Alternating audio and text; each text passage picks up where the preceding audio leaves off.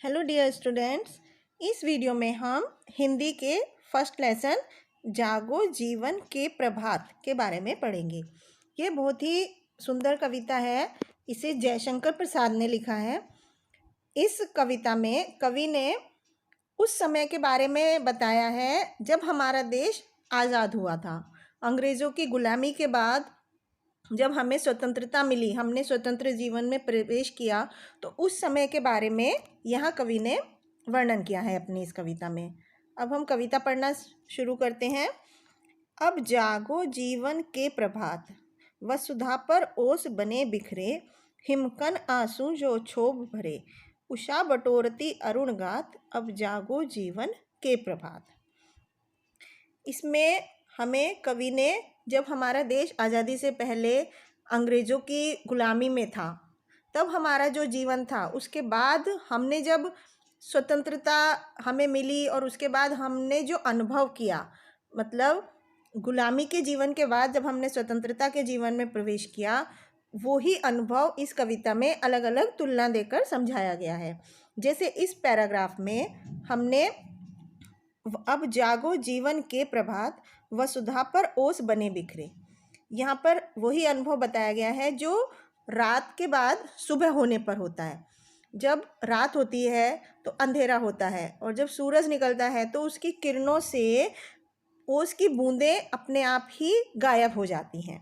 दुख के बादल स्वतः ही उसी तरह से स्वतंत्रता के बाद हमारे जीवन से छट गए।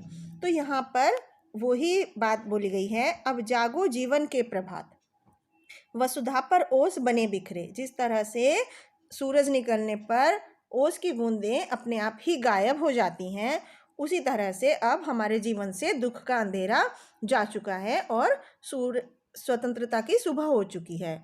उषा बटोरती अरुण गात, अब जागो जीवन के प्रभात, मतलब कि ओस की बूंदों की आंसुओं से तुलना की गई है। जो ओस की बूंदें थी जो सूरज के निकलने से अपने आप गायब हो जाती है, उसी तरह स्वतंत्रता मिलने से हमारे जितने दुख थे, जो हमारे आंसुओं का कारण थे, वो अपने आप ही गायब होने लगते हैं।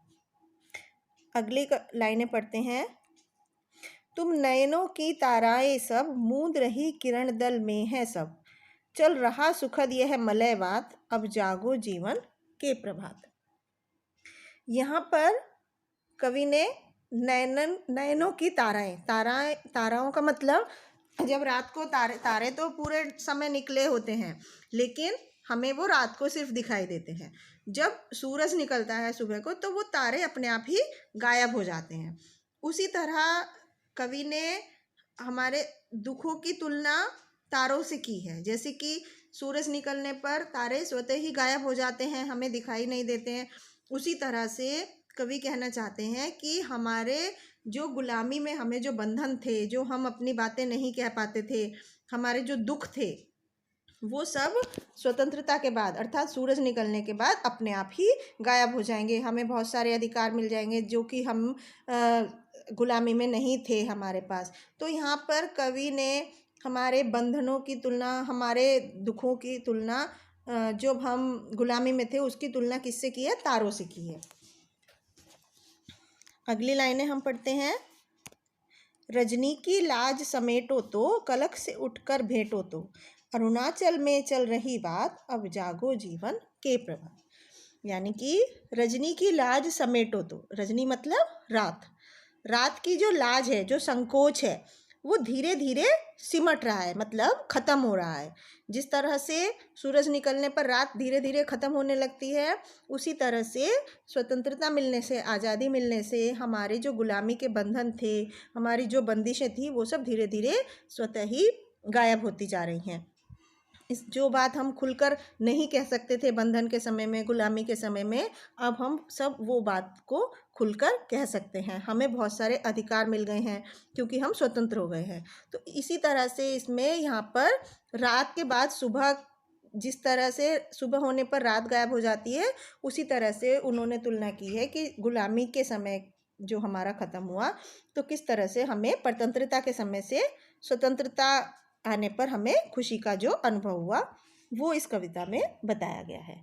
तो बच्चों, आपको ये कविता बहुत अच्छी लगी होगी क्योंकि इसमें जयशंकर प्रसाद ने बहुत सारी चीज़ों से, कभी ओस की बूंदों से, कभी तारों से, कभी रात से हमारे गुलामी के समय की तुलना की है। और किस तरह से सूरज निकलने के बाद जिस तरह से ओस की बूंदें अपने आप गायब हो जाती हैं, या तारामंडल से तारे गायब हो जाते हैं, या रात का अंधेरा खत्म हो जाता है, उसी तरह से हमारे जीवन की सब दुख खत्म हो जाते हैं। ये इस कविता में बताया गया है।